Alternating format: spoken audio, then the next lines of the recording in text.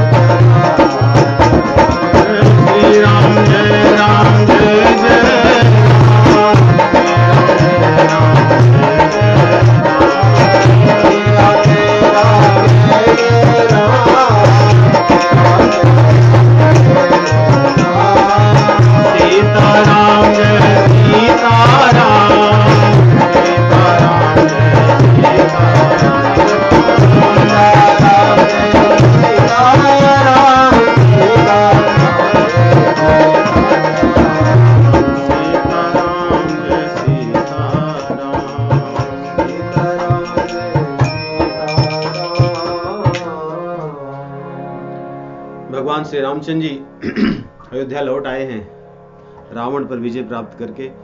अवधवासियों ने बड़ी प्रसन्नता से उत्साहपूर्वक और उत्सव मना करके भगवान जी का स्वागत किया।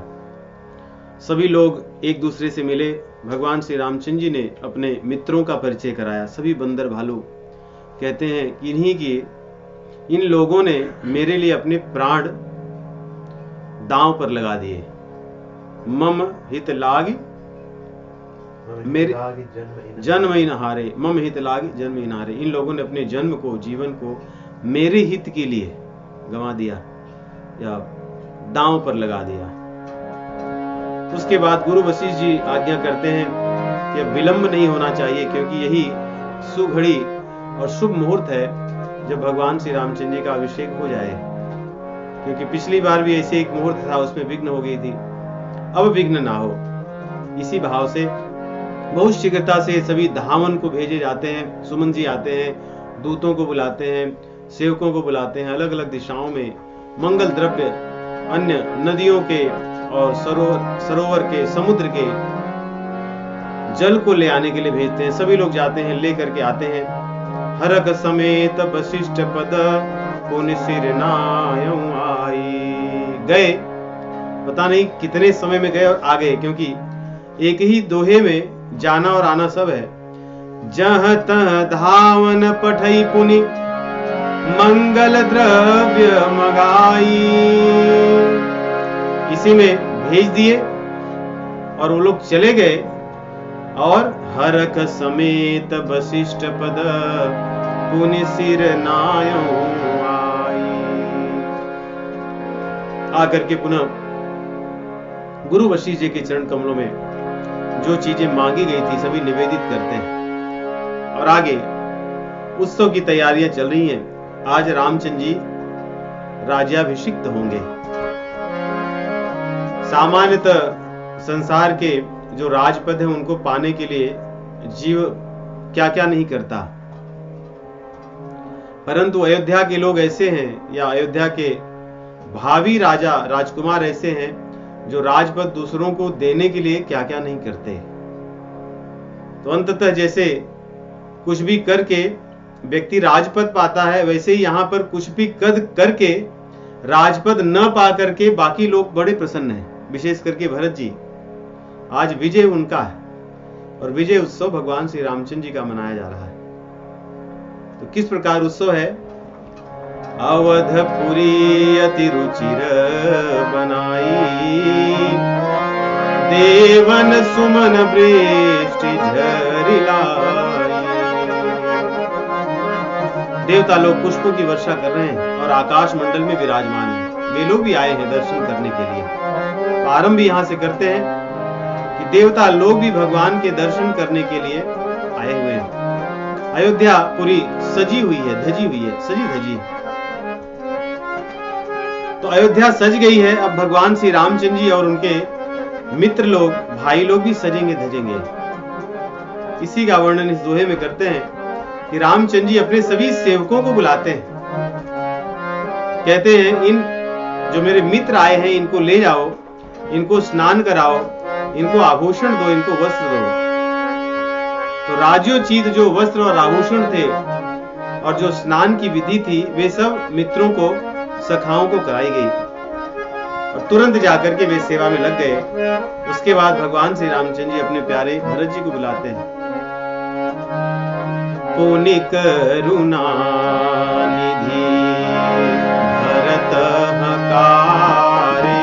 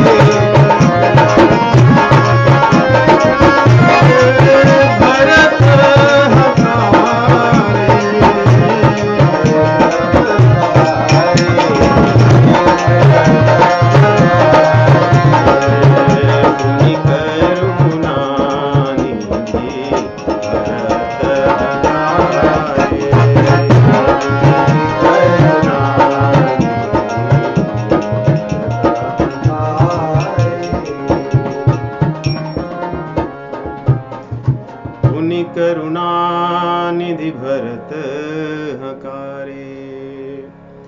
करुणा निधि भरत जी को हकारे। हकारना अर्थात ऐसा लग रहा है कि भरत जी भी सेवा में लगे हैं। भगवान जोर से बुलाते हैं, भरत। भीड़ है बहुत बड़ी, भीड़ में से उनको बुलाए कि जल्दी आओ। भरत भैया दौड़ते हुए आते हैं, इसलिए कह रहे हैं पुनि करुणा निधि भरत हकारे। यहां पर कितनी करुणा है भरत जी के लिए, इस बात को दिखाने के लिए कह रहे हैं। नहीं तो कुछ और कहते कि रघुपति अन्य लोगों को बुलाए और फिर भरत जी को बुलाए। पुनि करुणा निधि, इतने सब लोग हैं, इतनी व्यस्तता है, राज पर आसिक्त होने वाले हैं प्रभु, अभिषिक्त होने वाले हैं, और उस क्षण में भरत जी को नहीं भूलते हैं। उनको बुला करके कर क्या रहे हैं? निज कर राम जटा निर्वारे, निज कर उनकी जटाओं को अपने हाथ से खोलते हैं और उनको स्नान अपने हाथ से कराते हैं। सोचिए कैसा प्रेम है रामचंद्र जी का अपने भाइयों के प्रति, उनको बुला करके उनको अपने हाथ से स्नान करा रहे हैं, अपने हाथ से उनको वस्त्र पहना रहे हैं जो उनको अच्छा लग रहा है। और केवल भरत जी को ही नहीं, दोनों भाइयों को और बुलाते हैं। अनहवाए प्रभु, अनवाना अर्थात स्नान कराना, स्नान कराए अनहवाए प्रभु तीनू भाई, भगत बछल कृपालु रघुराई। यहां पर भगवान के साथ सदैव विशेषण जोड़ा गया कि भक्त वत्सल हैं, कृपा निधि हैं, करुणा से भरे हैं, कोमल हृदय के हैं। इसलिए स्नान, आज राजा वो बन रहे हैं, सेवा उनकी होनी चाहिए, और हैं भी बड़े सबसे, वैसे भी उनकी सेवा होनी चाहिए, परंतु यही उनकी करुणा है, यही उनका प्रेम है, जहां पर कोई बंधन नहीं है। न तो राजा बनने का कि कोई बड़ी बात भगवान ने उस बात को धारण कर रखी है, न तो वो उपाधि बाधक बन रही है, न तो बड़ा भाई होने के कारण जो उपाधि है बड़ी, वो बाधक बन रही है। यहाँ वो प्रेम जो है वो सबसे श्रेष्ठ दर्शाया गया इन तीन चौपाइयों में। इसीलिए गोस्वामी जी कहते हैं, भरत भाग्य प्रभु कोमलताई, शेष कोटि शत सकहीं न गाई। जो भरत जी का भाग्य है, एक ये अलग ले लो विषय, और दूसरा विषय रामचंद्र जी का प्रेम, उनकी कोमलता, करुणा, हृदय में जो वत्सल का वात्सल्य जो भाव है, वो इनका कोई भी वर्णन नहीं कर सकता प्रभु के। इसीलिए किसी भी प्रकार की उपाधि कभी भी भगवान और भगवान के भक्तों के बीच में नहीं आ सकती। इस प्रकार सभी लोग तैयार हो गए। उसके बाद रामचंद्र जी को कौन स्नान कराया? कोई नहीं। रामचंद्र जी ने किसी की सेवा नहीं ली। निज कर पुनि निज जटा राम बिबराए, गुरु अनुशासन मांगी नहाए। गुरु जी की आज्ञा मांग करके स्नान, अर्थात जिसको राजा बनना होगा गुरु आज्ञा को मानकर ही, गुरु आज्ञा में ही स्नान करना चाहिए, गुरु आज्ञा में ही सदैव रहना चाहिए। इसलिए राज्याभिषेक होने के पहले भगवान अपने हाथों से अपने स्नान तो करते हैं। यहाँ कह रहे हैं गुरु अनुशासन मांगी नहाए। पूरा राजधर्म ही उनका गुरु आज्ञा में ही, गुरु अनुशासन में ही अभिषिक्त होगा। इस प्रकार बड़े सुंदर सुंदर अंग प्रत्यंग आभूषणों से सुसज्जित हैं, जिसको देख करके काम देवता लज्जित हो जाएंगे। उस प्रकार भगवान और सभी भाई लोग और मित्र लोग सब लोग तैयार हो गए हैं।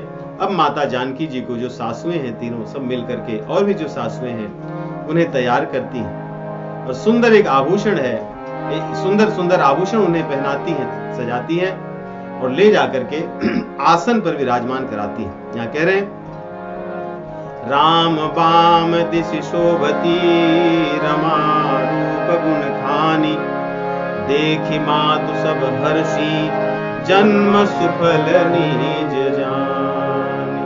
सभी माताएं आज बड़ी प्रसन्न हैं। यही दृश्य देखने के लिए तो हम इतने वर्षों तक जीवित हैं। ऐसी जो दिव्य जोड़ी है, जानकी किशोरी जय जय प्रभु राम जानकी किशोरी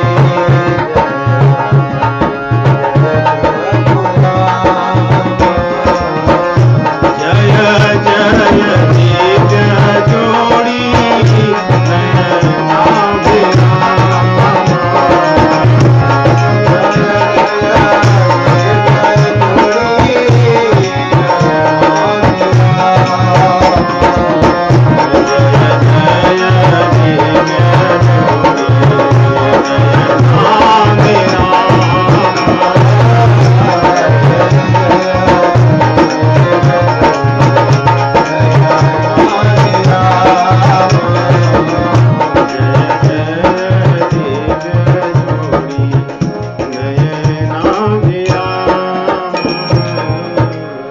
दिव्य जोड़ी नयना देखने के लिए 14 वर्ष से सभी अवध के लोग जीवित हैं, अन्यथा प्राण तो त्यज दिए होते।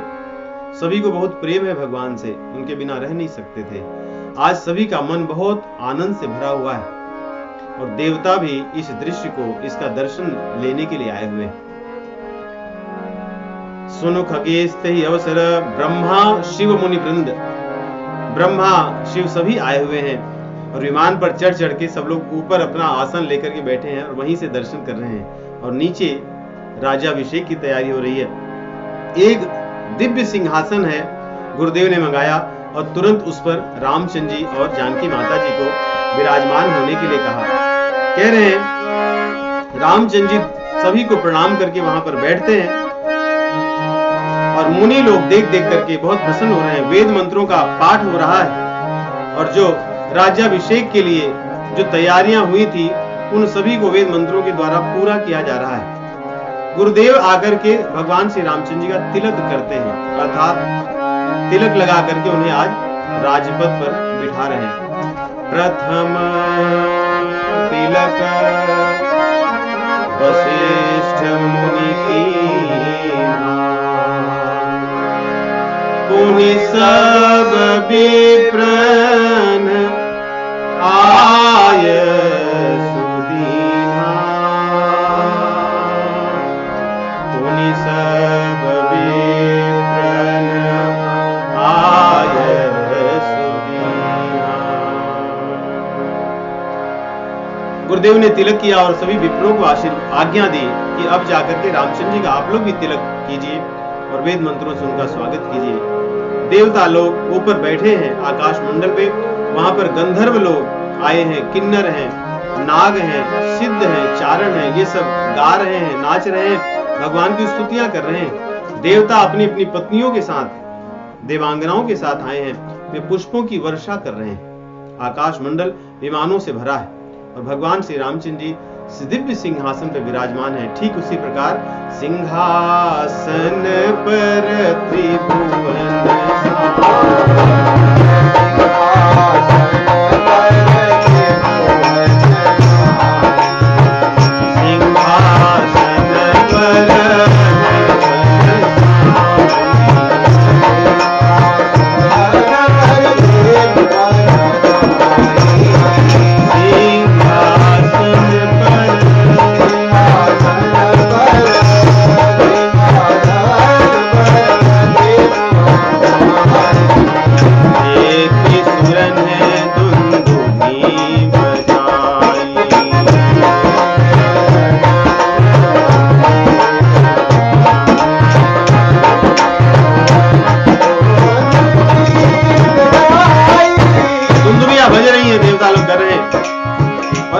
नृत्य कर रही, सर्वत्र आनंद का वातावरण है और जो भैया लोग हैं, तीनों अनुज और सखा लोग, ये सब भी भगवान की सेवा में लगे हुए।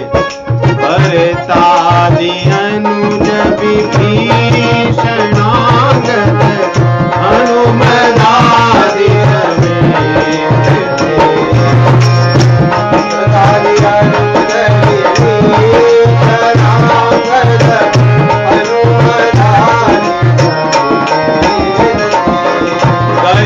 छत्र चामर जजन धनुषि चर्म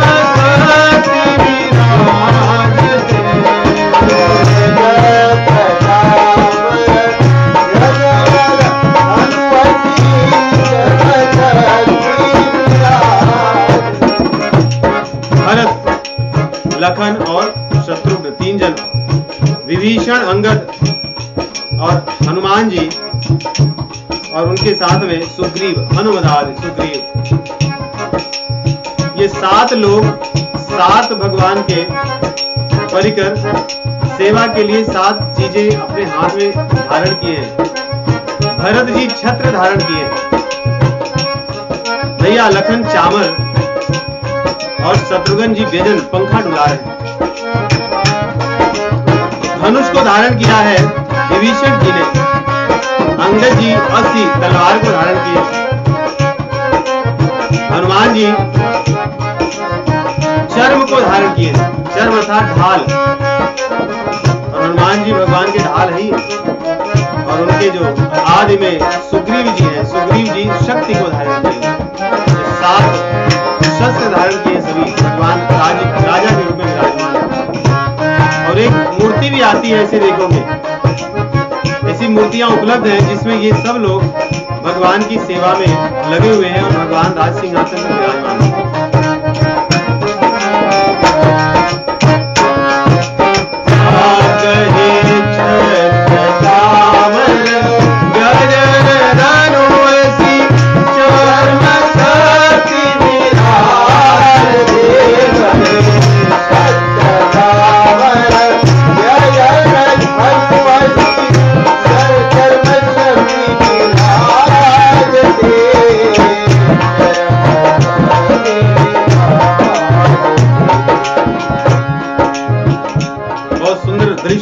जो ध्यान करने योग्य है, इसलिए कह रहे हैं इस शोभा का वर्णन कोई नहीं कर सकता। और इस कथा को बता रहे हैं काकभूषुंडी जी, इसलिए कह रहे हैं हे खगेश, वह शोभा समाज सुख वहन बनई खगेश, वरन विचारत शेष सुरी, सोरठ जान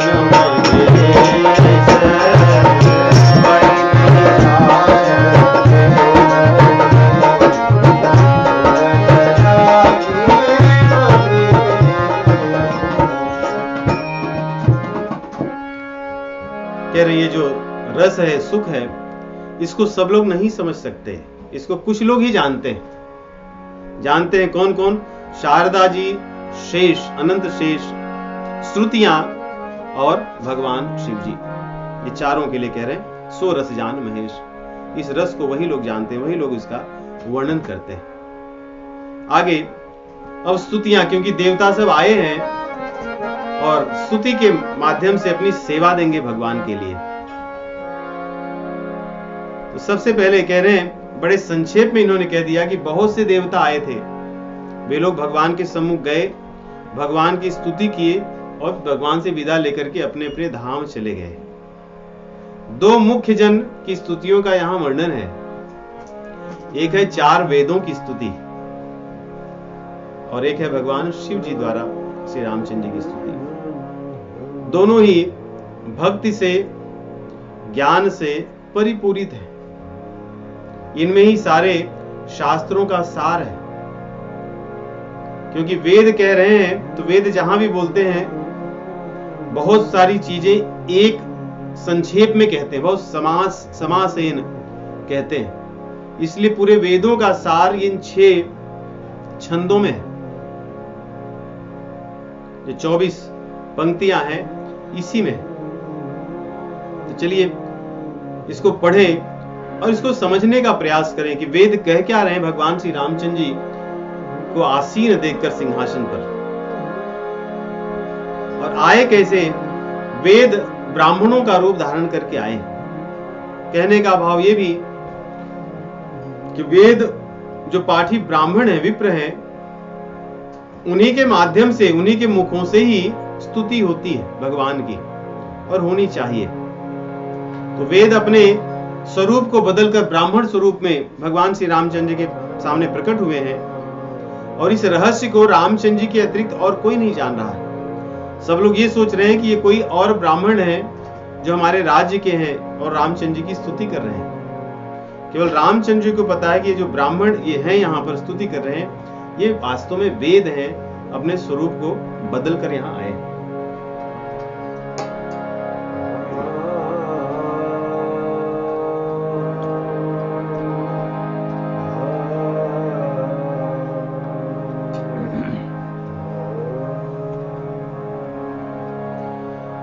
जय सगुण निर्गुण रूप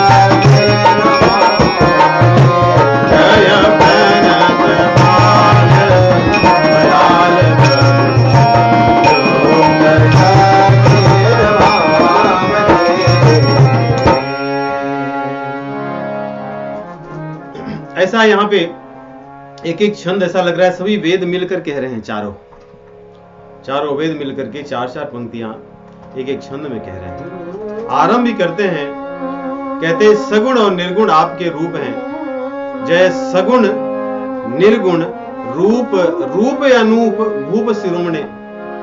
एक तो सगुण रूप है, एक निर्गुण रूप है, परंतु एक अनूप रूप है, अर्थात अनुपम रूप है, या आपके रूप का कोई वर्णन नहीं कर सकता।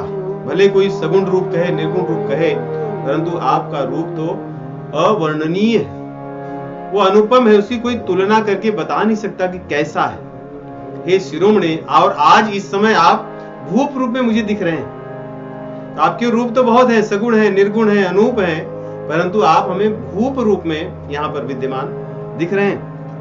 और क्योंकि यही भूप रूप धारण करके आपने पृथ्वी के भार को उतारा है। दशकंदर आदि जो प्रचंड निश्चर थे, इनको आपने अपने भुज बल से नष्ट करके पृथ्वी के भार को उतार दिया है। दारुण दुख दहे, जो पृथ्वी पर भार था इन पापियों का, उनके कारण जो दारुण दुख था, उसको आपने नष्ट कर दिया है। और जो आपके भक्त थे, उनको आप सुख दे रहे हैं, क्योंकि इस समय आप भक्तों पर कृपा करने के लिए ये रूप धारण किए हैं राजा रूप में। जय प्रणत पाल दयाल प्रभु, संयुक्त शक्ति नमामि। जय प्रणत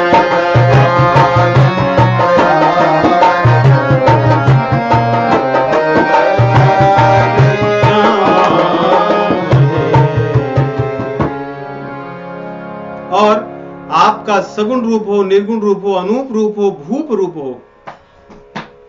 आप दशकंदरादि जो राक्षस हैं, उनका वध किए, उसके पीछे एक ही कारण है कि आप प्रणतपाल हैं। यदि आप प्रणतपाल न होते तो आप इसमें से कोई कार्य नहीं करते, क्योंकि भक्तों पर कृपा करने के लिए आपका जो प्रणतपाल जो प्रण है, उसको निभाने के लिए ही आपने ये स्वरूप धारण करके मानव रूप में जो हमें दिख रहे हैं, और इन राक्षसों का वध करके पृथ्वी के भार को उतारे। और सीता जी सहित आपकी जो शक्ति है। दूसरा ये कि जितने भी हम कार्य कह रहे हैं ये आप नहीं, आपकी शक्ति करती है, जिनके साथ आप विराजमान है। यहाँ पर जानकी जी ही, यहाँ पे दोनों जन की स्तुति हो रही है, ये जानकी जी ही सब कुछ करती हैं, क्योंकि आप शक्तिमान हैं और वही शक्ति है, वही सब कुछ करती हैं।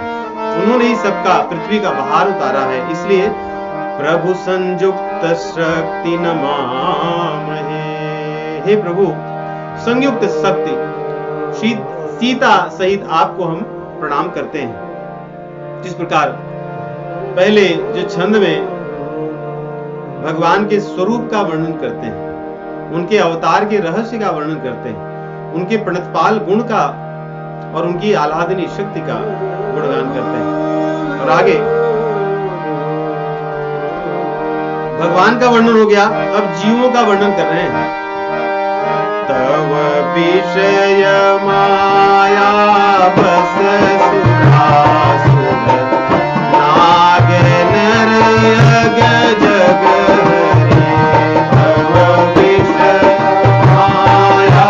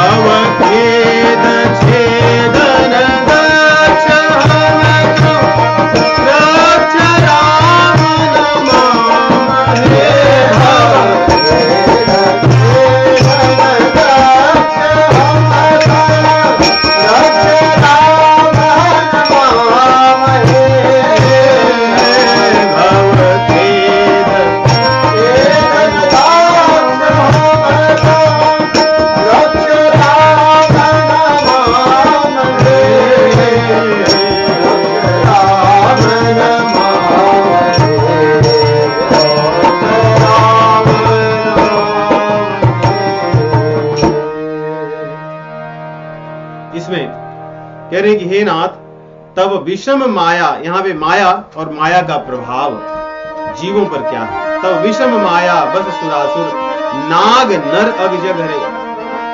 कितने सुंदर, एक पंक्ति में क्या वर्णन है सुंदर। आपकी माया बड़ी विषम है और माया का प्रभाव क्या है। देवताओं से लेकर के अग जग जितना दिखता है ये सब माया के अधीन है, परंतु ये माया नहीं दिखती है। तो संपूर्ण विश्व को, चराचर जगत को, सुरासुर देवताओं को, असुरों को, मनुष्य को, त्रियंग योनियों को आपकी माया ने अपने वश में कर रखा है। और उसका प्रभाव क्या है, वश में कर लिया तो क्या हो रहा है। भव पंथ भ्रमत, भव सागर में भ्रमण कर रहे हैं। कब, कितने दिन, अमित दिवस निशी, अनंत काल से ये लोग भव सागर में पड़े हुए हैं, ऐसा हम देख रहे हैं। और क्यों पड़े हैं भव सागर में, निकल क्यों नहीं रहे। काल कर्म गुणनी भरे, काल कर्म और गुण अपने स्वभाव से, संस्कारों से, कर्मों के फल को भोगने के कारण अनंत काल से ये जीव चराचर योनियों में भ्रमण कर रहे हैं। तो प्रभु हम जानते हैं, हमारे पास ज्ञान है कि कैसे निकल सकते हैं। तो कैसे निकलेंगे। जे नाथ करी करुणा मिलो के, त्रिविध दुख ते निर्वहे। जे नाथ करी करुणा मिलो, हे नाथ जिन पर आपने करुणा करके अपनी कृपा दृष्टि बरसा दी, वो इस भव सागर से, त्रिविध दुख से उसका निर्वहन हो जाता है, उसमें से निकल जाता है। जिस पर आपकी करुणा नहीं हुई वो नहीं निकल पाता। करुणा क्या है प्रभु की? कबहू करी करुणा नर देहि, कबहू करी करुणा नर देहि, कबहू करी। यही करुणा है। करुणा करके आप उसे मानव शरीर दे देते, यही करुणा है। क्योंकि मानव शरीर मिलने से क्या होता है? साधन धाम मोक्ष कर द्वारा, साधन मोक्ष कर द्वारा।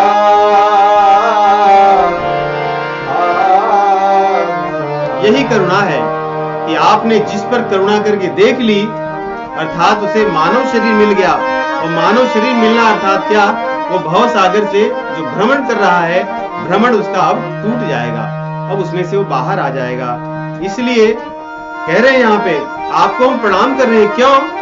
भव खेद छेदन दक्ष हम कहूं, रक्ष राम नमामहे। भव खेद छेदन दक्ष हम कहूं, रक्ष राम नमामहे। क्या सुंदर लिखे हैं गोस्वामी तुलसीदास जी, बड़ी अद्भुत रचना है, बहुत अद्भुत रचना है। इसी प्रकार कुछ वर्णन हम एकादश स्कंद भागवत पुराण में श्रवण करेंगे।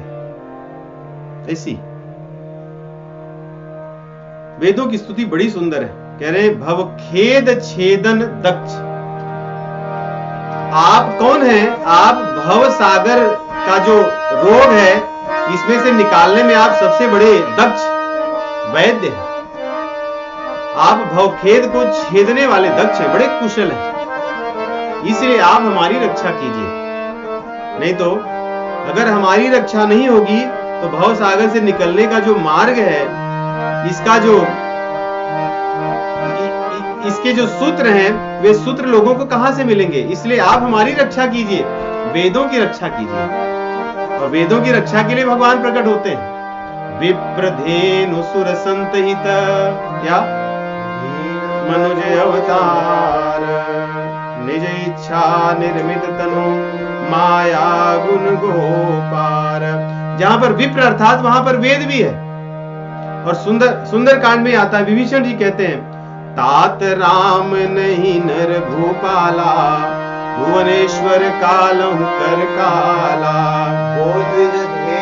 गोद्विज धेनु देवहितकारी। गोद्विज धेनु देवहितकारी, वहां पर भी गोद्विज है, अर्थात जो वेदों को एक पीढ़ी से दूसरे पीढ़ी पर ले जाने वाले हैं।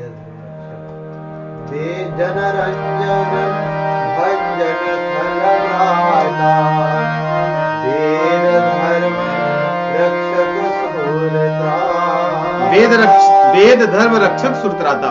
तो वेद के धर्मों की रक्षा विप्र करते हैं, और विप्रों की रक्षा के लिए भगवान प्रकट होते हैं। और गायें भी वेदों की रक्षा करती हैं। वेदों की जो सेवा होती है वो गोरस से ही होती है। इसलिए कह रहे हैं, हे नाथ, आप तो दक्ष हैं, कुशल हैं, आप हमारी रक्षा कीजिए।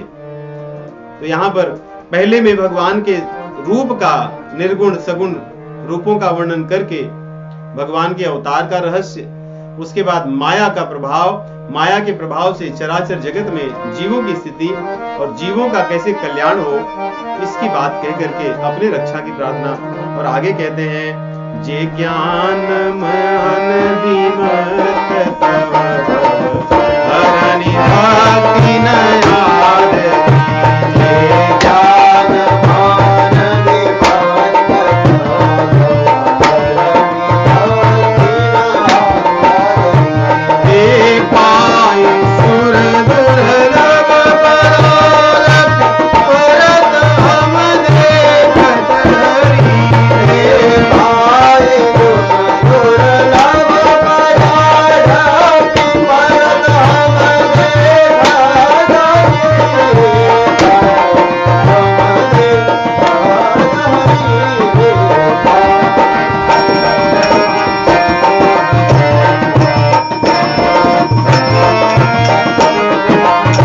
विश्वास करि सब आस करि, आस तव जे हुई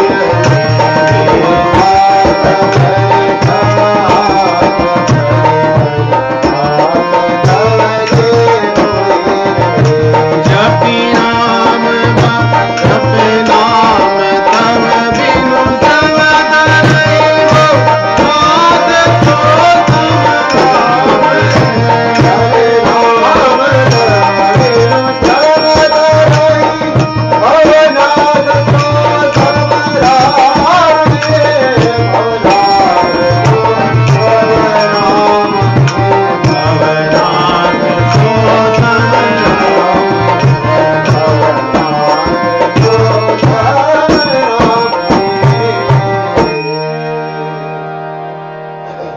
कह रहे हैं नाथ, मानव शरीर तो आप दे देते हैं और आपकी करुणा से ही भवछेदन होता है, परंतु प्रक्रिया तो ज्ञान और भक्ति की है। या तो ज्ञान मार्ग से व्यक्ति भव सागर से निकलता है, या तो भक्ति से आपके चरणों के आश्रित होकर निकलता है। लेकिन हमारा अनुभव क्या है, हमारा निष्कर्ष क्या है, हमारा मत क्या है, वो सुनिए। भगवान को अपना मत वेद बता रहे हैं स्तुति में, और यही मत भागवत पुराण में वेद कहेंगे, यही उनका वेदों का यही मत है। क्या है? जे ज्ञान मान विमत्त, जो ज्ञान होने के कारण, ज्ञान प्राप्त हो जाने पर उससे जो जनित अभिमान है, उसमें जो मतवाले हो जाते हैं, वो क्या करते हैं? तब भव हरनि भक्ति न आदरि, अर्थात ज्ञान का अंततः जो पर्यवसान होना चाहिए वो भक्ति में होना चाहिए। ज्ञान पाने का लाभ या ज्ञान की शोभा तो तभी होगी जब वो भक्ति में परिवर्तित हो जाए। कह रहे हैं जो ज्ञान के कारण मान से विमुक्त होकर के, मतवाले होकर के आपके भक्ति का आदर नहीं किए, उनका क्या होता है? ते पाए सुर दुर्लभ पदादपि, परत हम देखत हरि। हम तो देख रहे हैं, क्यों हम देख रहे हैं? क्योंकि वेद तो अनादि है, वे तो सभी कल्पों को देखते हैं, सबकी करनी देखते हैं, जानते हैं। इसलिए कह रहे हैं प्रभु हम देखते हैं। क्या देखते हैं? कि जो ज्ञानी लोग हैं, ज्ञान पा लेते हैं, ज्ञान के फल से कई बार मद हो जाता है, भक्ति का आदर नहीं करते, परंतु ज्ञान होने के कारण स्वर्ग आदि ऊंचे पदों तक जाते हैं, यहां तक कि मोक्ष को भी पा लेते हैं। परंतु फिर क्या होता है? पदादपि परत हम देखत हरि, बड़े बड़े पदों को पाने के पश्चात भी वे लोग पुनः परत हम देखत हरि। जो भगवान भगवत गीता में कहते हैं कि क्षीणे पुण्य मर्त्यलोके विशन्ति, पुनः उन्हें संसार सागर में गिरना पड़ता है। ये वेद कह रहे हैं देखत हरि, मैं देखता हूं, हम जानते हैं। और आगे क्या कह रहे हैं? इसलिए विश्वास बिनु विश्वास भगति नहीं, तेहि बिनु द्रमहि न राम। विश्वास ही भक्ति का आधार है। इसलिए कह रहे हैं जो लोग विश्वास करके सभी आश को छोड़ करके आपके चरण कमलों को ही केवल ग्रहण करते हैं, पाते हैं, उनका क्या होता है? वे लोग तब आपके नाम को जपने लगते हैं और बिना श्रम के ही भव सागर से पार हो जाते हैं। यहाँ पे वेद ज्ञान और भक्ति की महिमा का वर्णन कर रहे हैं, ज्ञान और भक्ति के भेद का वर्णन कर रहे हैं। ज्ञान और भक्ति में जो सरलता है और जो क्लिष्टता है उसका वर्णन कर रहे हैं और अपना निर्णय भी बता रहे हैं कि हम लोग आपके नाम को स्मरण करते हैं। इसलिए जपि नाम तव बिनु श्रम तरहि भव, नाथ सो सम राम है।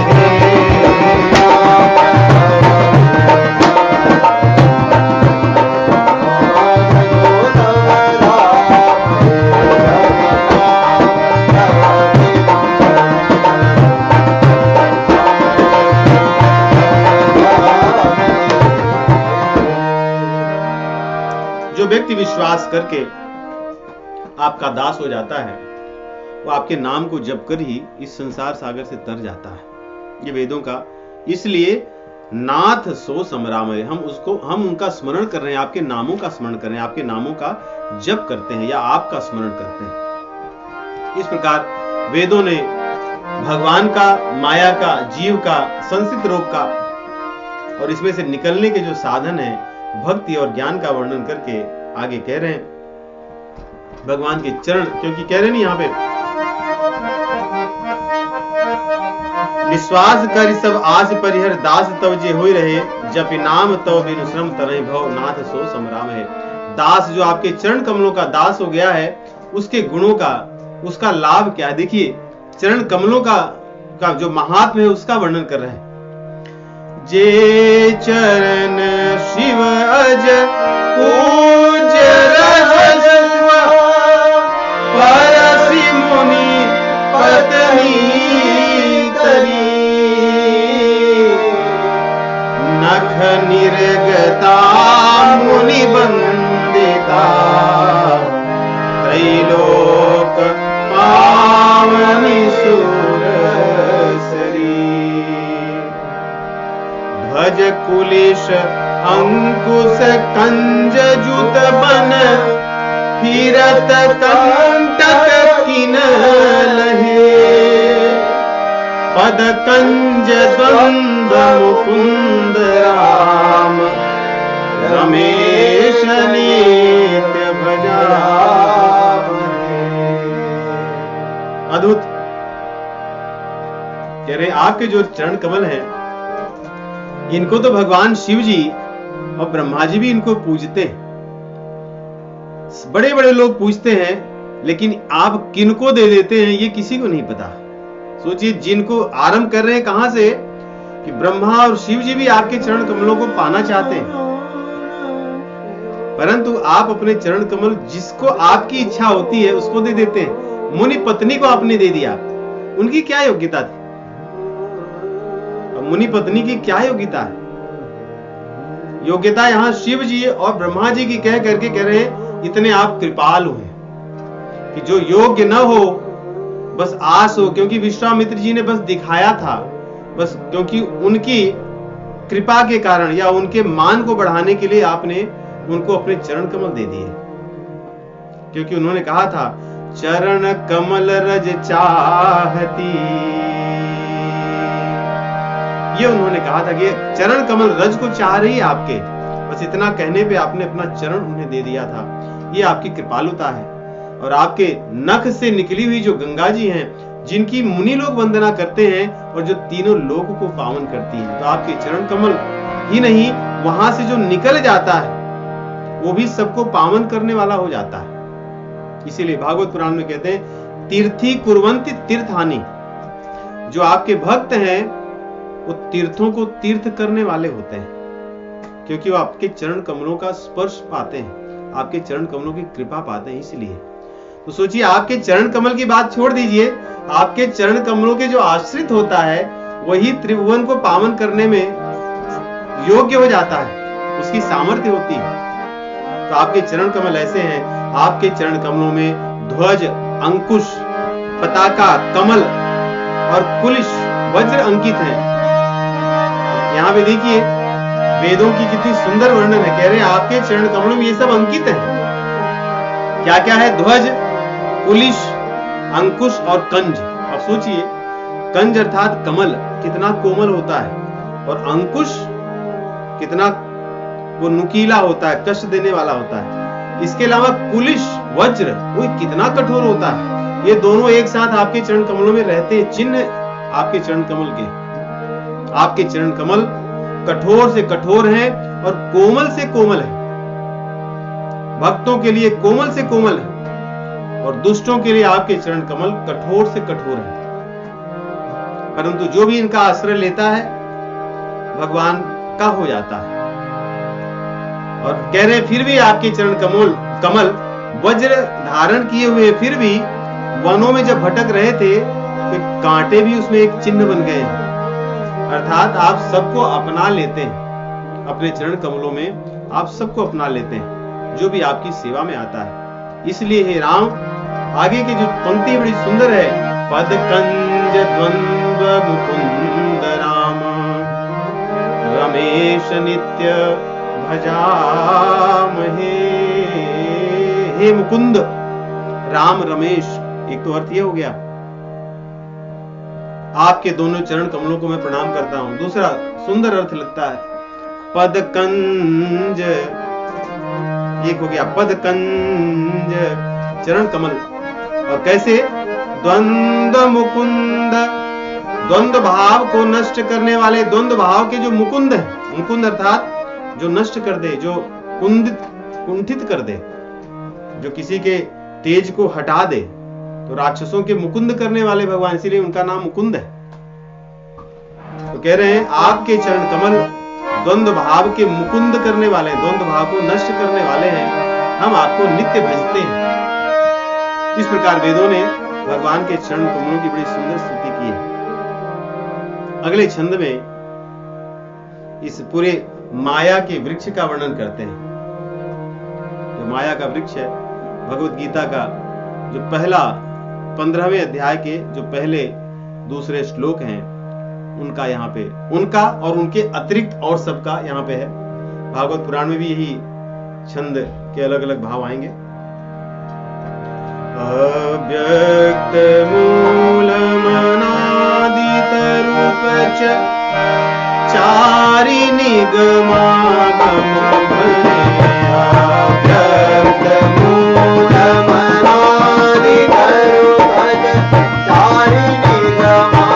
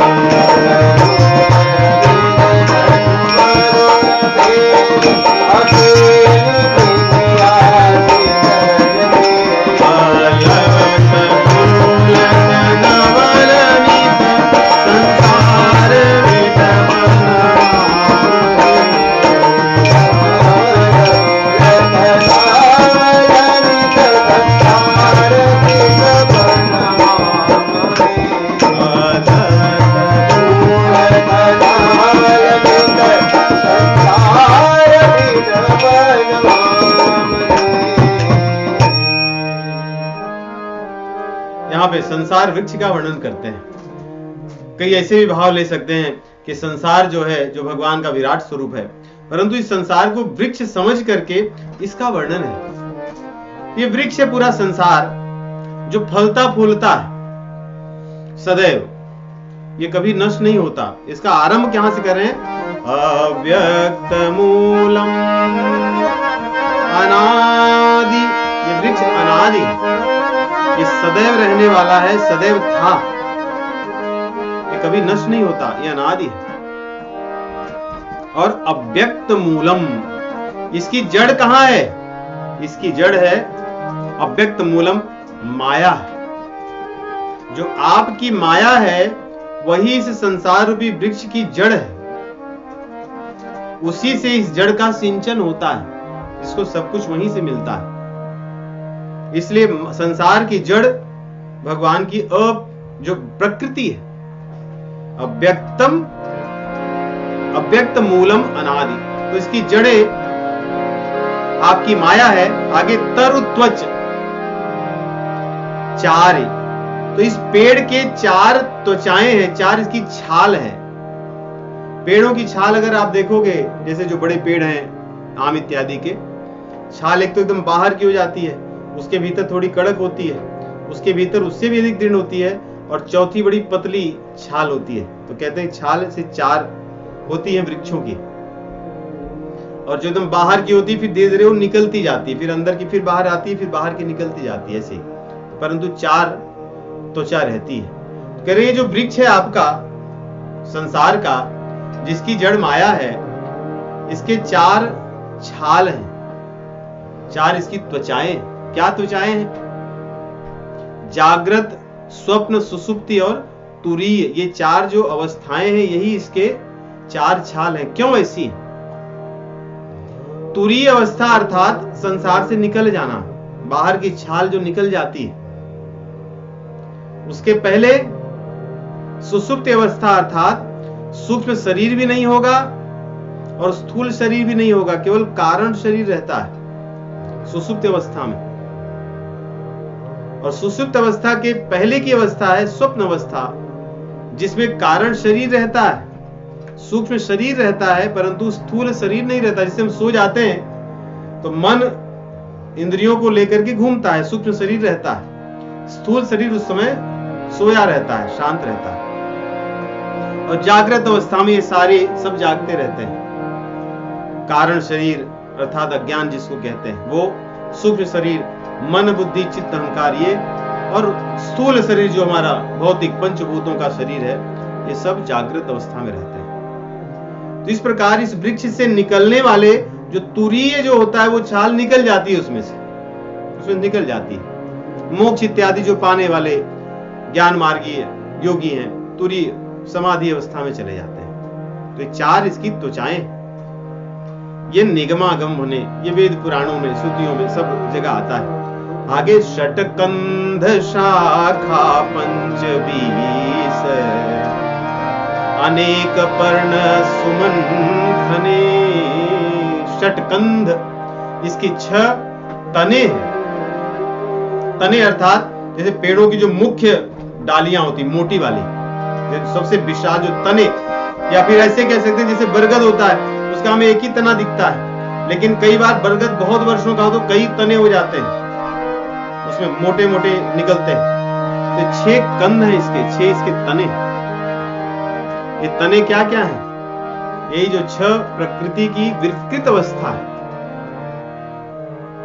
जन्म लेना, जन्म लेकर के फिर अस्तित्व में आना, स्थिति, उसके बाद उसमें परिवर्तन होना और कुछ समय के लिए स्थिर रहना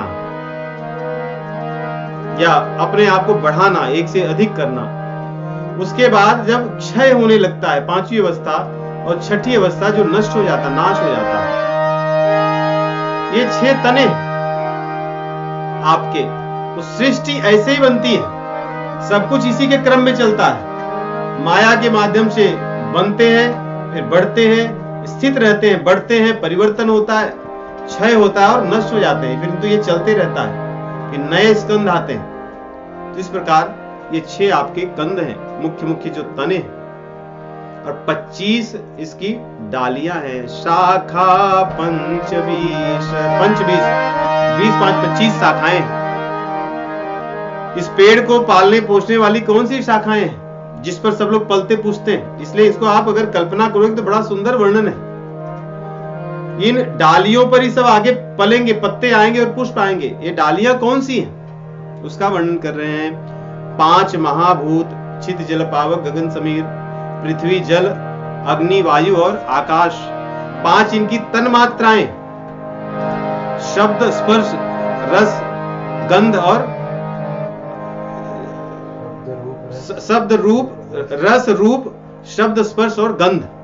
पृथ्वी की गंध है, जल का रस है, वायु का स्पर्श है, और आकाश की ध्वनि है, शब्द है, और अग्नि का रूप है। ये 5 तन मात्राएं होंगे, तो 5 तन मात्रा, 5 पंचभूत, 10 हो गए, और 5 प्राण।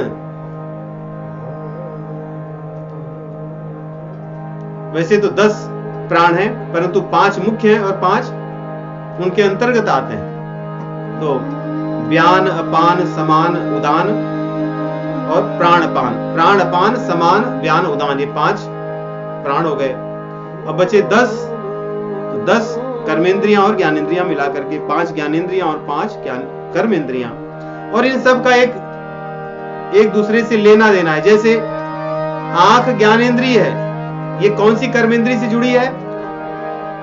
पैर से। और ये कौन से तन्मात्रा से जुड़ी है? रूप से। और इसका पंचभूत क्या है? अग्नि। और इनके प्राण है जो आंखों को चलाते फिराते हैं, पैरों को चलाते फिराते हैं। तो सब एक दूसरे से जुड़े हैं। जैसे मुख है, मुख और मल त्याग करने की, मुख जो है ये जो जीवा है वो रसना है, वो जनेंद्रिय से जुड़ी हुई है, ये जल से जुड़ी है और उसका रस है। वैसे ही जो कान है वो शब्द से जुड़ा है, शब्द वायु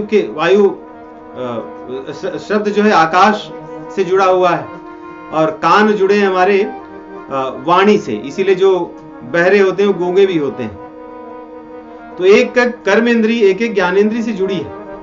हाथ कर्मेंद्रिय है, ये जुड़ी है त्वचा से, और त्वचा किसकी तन्मात्रा है? स्पर्श की। स्पर्श कैसे होता है? वायु से। तो इस प्रकार यदि हम देखें तो एक ज्ञानेंद्रिय, एक कर्मेंद्रिय, एक तन्मात्रा, एक पंचभूत, ये सबका एक दूसरे के साथ सामंजस्य है। और कौन सा बचा? आंख हो गया, कान, नाक गंध से जुड़ा है, और नाक जो है ये पृथ्वी, गंध पृथ्वी से जुड़ी है। नाक और मल त्याग करने की इंद्रियां ये पृथ्वी से जुड़ी हुई हैं। तो इस प्रकार सब जुड़े हैं, एक कर्मेंद्रिय, ज्ञानेंद्रिय, तन्मात्रा और पंचभूत, एक सब जुड़े हुए हैं। तो ये 25 जो हैं ये सब इसकी शाखाएं हैं। शाखाओं पर पत्ते और पुष्प लगते हैं। इसीलिए आगे कह रहे हैं अनेक पर्ण सुमन घने। पत्ते बहुत से हैं और पुष्प भी बहुत से हैं। तो पत्ते क्या हैं? पत्ते इन डालियों पे क्या लगते हैं? यही जो जीव हैं, जीवों के द्वारा किया जाने वाला जो कर्म है, यही पत्ते हैं। और कर्म, पत्ते किसमें परिवर्तित होते हैं? पुष्प में। यही जो हमारे कर्म हैं, ये हमारे पुष्पों में संकल्प विकल्प के रूप में दिखते हैं। जो हमारा कर्म जैसा होगा वो सामने दिखेगा। हमारी इच्छाएं और कर्म एक दूसरे से जुड़े रहते हैं, या कर्मों के द्वारा मन बनता है। तो यहाँ पे सुमन का अर्थ मन भी है, या मन के विचार भी है, हमारे संस्कार भी है। ये सब चक्र में लाने के लिए काम करते हैं हमारे कर्मों से सुमन अर्थात मन या संस्कार। तो इस प्रकार मन और संस्कार कितने हैं? ये भी अनंत है। पत्ते कर्म भी अनंत हैं।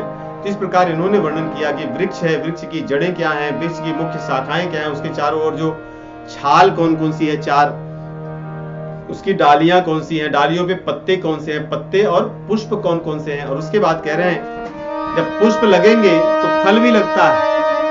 फल 2 है, 2 प्रकार का। फल जुगल विधि कटु मधुर।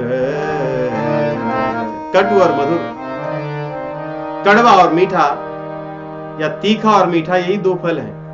पाप और पुण्य, शुभ और अशुभ। ये जो जीव है इस वृक्ष पर बैठ करके जो फल लगाता है, या तो कड़वा होगा या तो मीठा होगा।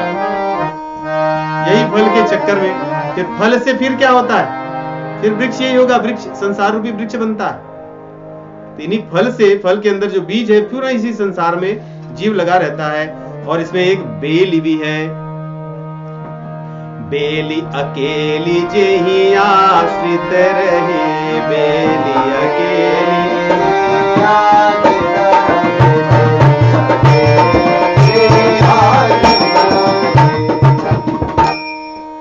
अब बेल का अर्थ क्या होता है? जैसे आप बरगद देखोगे, उसकी जो जटाएं या सब जो चीज निकल आती है नीचे, तो उनसे वो भूमि से पौष्टिक चीजें भी शोषित करता है। तो ये संसार वृक्ष टिका क्यों हुआ है? ये बेल के कारण टिका है। ये बेल क्या करती है? उसको पोषण देती है। ये पोषण क्या है? अविद्या है, अज्ञान है, माया का जो अविद्या है, जिसके कारण जीव को ज्ञान नहीं हो रहा है, इसी कारण इस संसार में लगा है। तो अगर आप देखें तो जड़ माया है और माया के साथ में जो बेल है वो अविद्या है। ये दोनों मिल करके इस वृक्ष को धारण किए हुए हैं और इस वृक्ष पर सब कुछ चल रहा है अनादिकाल से, और अनादिकाल तक ये रहने वाला है। जिस प्रकार ये संसार रूपी वृक्ष का वेद वर्णन करते हैं, ये बहुत सरल होगा आप सभी को जब भागवत पुराण की कथा श्रवण करेंगे तो बड़े विस्तार से और भी इसका वर्णन है। तो इस प्रकार संसार के रूप का वर्णन करके आगे कहते हैं कि नाथ जे ब्रह्म जमद्वैत मनोभव कम्य मन पर ध्यावहि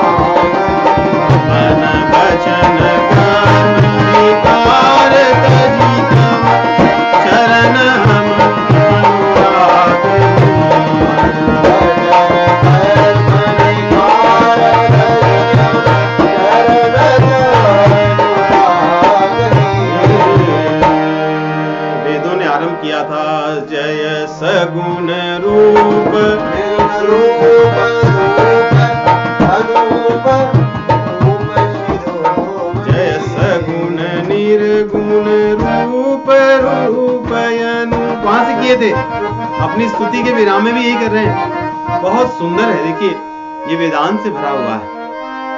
ये जो स्तुतियां हैं बड़ी गहरी, जो पहली पंक्ति है और दूसरी पंक्ति है बड़ी सुंदर है, कटाक्ष है इसमें अद्वैत पर। देखिए कह रहे हैं जे ब्रह्म अजम द्वैत मनुभव गम्य मन पर ध्यावहि। कह रहे हैं कि ब्रह्म अजम अज अद्वैत अनुभव गम्य पर मन, मन के परे कुछ लोग इनको ध्याते हैं। ठीक है, वे ते कहूं जानो, वे दोनों शब्द ही बड़े सुंदर है। ते कहूं जानो, तो पहले देखते हैं जे ब्रह्म, जो लोग ब्रह्म को अज मानते हैं, अद्वैत मानते, अनुभव गम्य मानते हैं। अब यहाँ पे अज तो तभी संभव होगा, अज देखिए ये निरपेक्ष नहीं हो सकता। यदि हम किसी को कहें कि जन्म नहीं लेने वाला, अर्थात ये किसी पर आधारित है। जो जन्म लेने वाला है जन्मशील, तभी तो आप उसके ऊपर आधारित करके कह सकते हो अज है।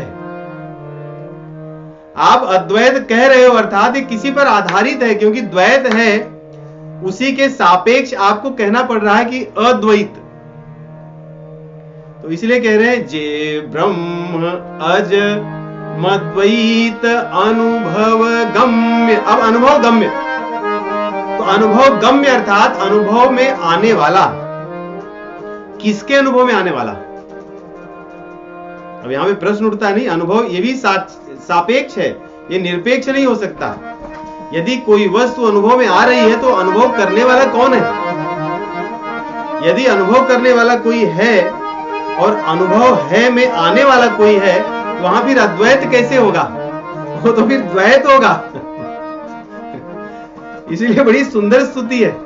और मन पर, मन के परे, अर्थात मन के परे है तो मन तो है, तो मन किसका है? अर्थात कोई एक मन है तब तो एक ब्रह्म मन के परे माना गया। इसलिए ये सब कह रहे हैं कि अच्छा ठीक है, ते कहूं जानूं ना नाथ हम तव सगुन जस नित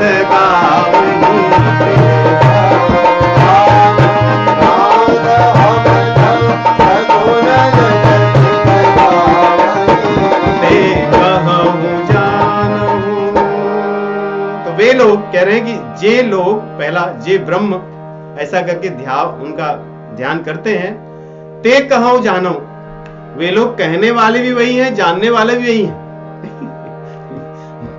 ब्रह्म ही कह रहा है, ब्रह्म को ध्या रहा है और जानने वाला भी ब्रह्म है, तो ठीक है। ते कहूं ध्यावं जानहु नाथ, बोल हे नाथ वो लोग कहे जाने, हमें उनसे कुछ लेना देना नहीं है, तो फिर आपको किस चीज से लेना देना है? ते कहूं जानहु नाथ हम तव सगुन जस नित गावही।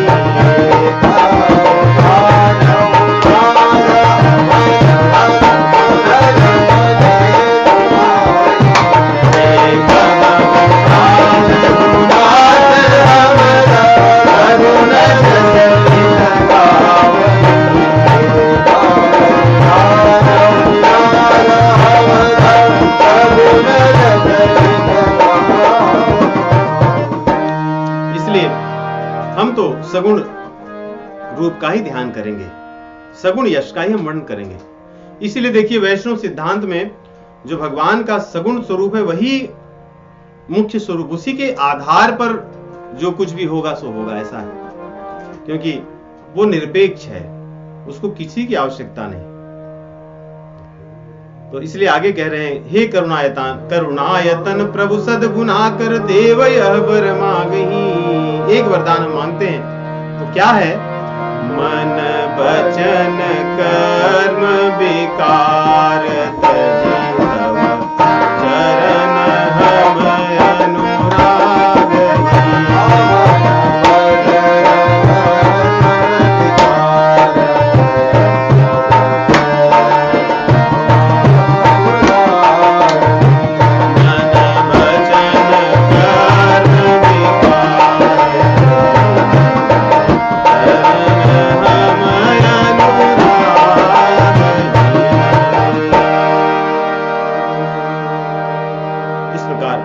भगवान से विनती करते हैं कि आपके चरण कमलों में हमारा प्रेम हो, उसी को हम मन वचन और कर्म से विकार रहित होकर के सदैव ध्याएं, ऐसा हमें आशीर्वाद दीजिए।